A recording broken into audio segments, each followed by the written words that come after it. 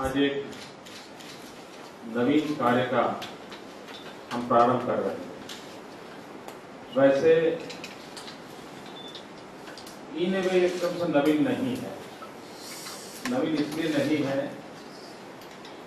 क्योंकि कई यूनिवर्सिटी के स्टूडेंट्स पिछले 3-4 वर्ष से मेरा संपर्क भी करते थे और कुछ युवक सीएम ऑफिस में काम भी करते थे। कुछ लोग 2 महीने के लिए काम करते गए, कुछ लोग 6 महीने के लिए करते गए, कुछ लोग 1 साल के बाद करते गए। अनुभव ये आया कि देश की युवा शक्ति कुछ खोज रही है। उसे रास्ता चाहिए, उसे जगह चाहिए। तब मेरे मन में आया कि ये अपने इनिशिएटिव से जो विद्यार्थी आते हैं, क्यों न हम एक इंस्टीट्यूशन के फॉर्म में उनको निमंत्रित करें। जितने भी नौजवान आके गए हैं, न सिर्फ मेरा लेकिन हमारे सरकार के सभी अधिकारियों का भी बहुत ही अच्छा एक्सपीरियंस है। पिछले vibrant Gujarat global investor summit के समय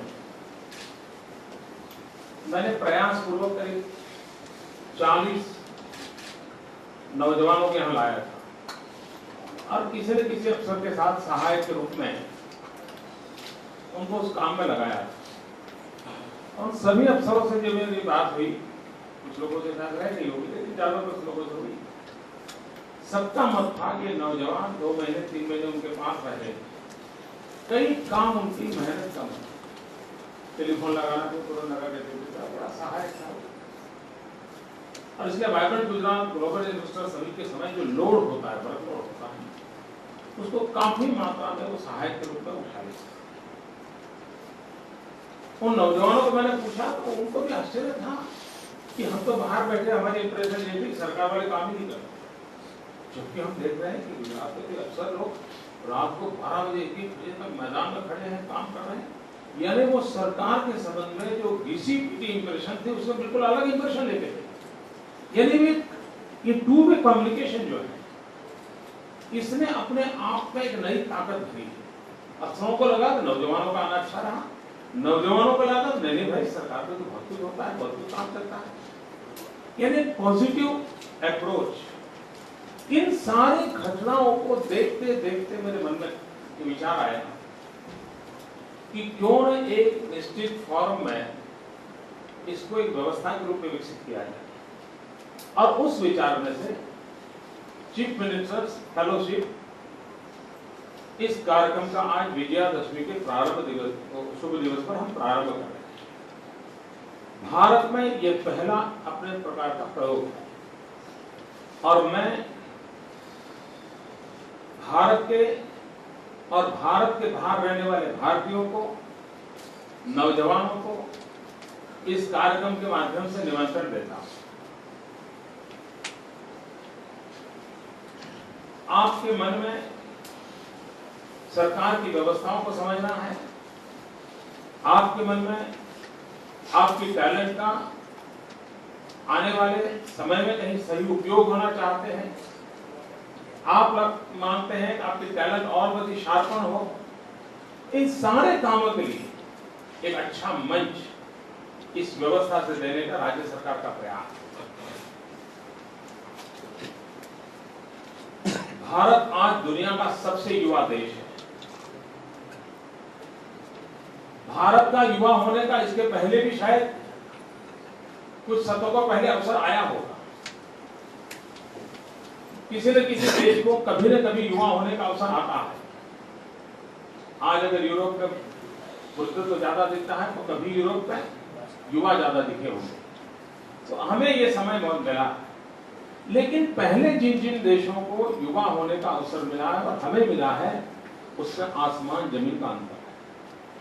आसमान जमीन का अंतर इसलिए है कि आज 10-10 साल के भीतर जनरेशन चेंज का फीलिंग आता है, जो पहले नहीं था।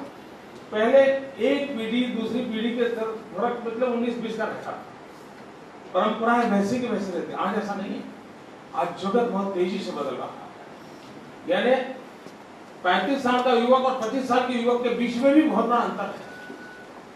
अगर इतना जनरेशन चेंज है तो सरकार के लिए बहुत बड़ी अनिवार्यता है कि इस change of generation at the speed of changing generation उसको कैसे मिटमिट करना, और उसको करना है तो हमें युवा शक्ति को, युवा ब्लड को इस व्यवस्था के अंदर जोड़ना पड़ेगा, हमारी जेनेटिक सिस्टम में लाना पड़ेगा।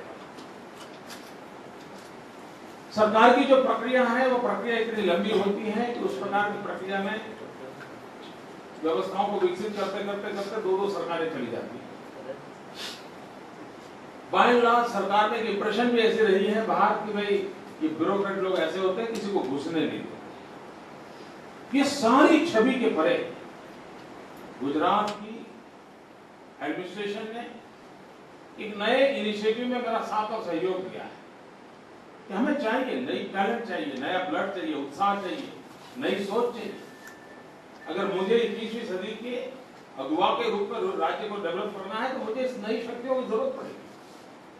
सब ज्ञान हमें ही है ऐसा तो होता नहीं, सारा अनुभव हमें ही है ऐसा तो होता नहीं। कभी कभी एक छोटा बच्चा भी हमें बहुत अच्छी बात बता देता। तो एक प्रकार से ये वो मूवमेंट है जो सरकार की खिड़कियों को खोल रही है। नई स्वच्छ ताजगी भरी हवा को व्यवस्था में लाने का एक अद्भुत प्रयास है।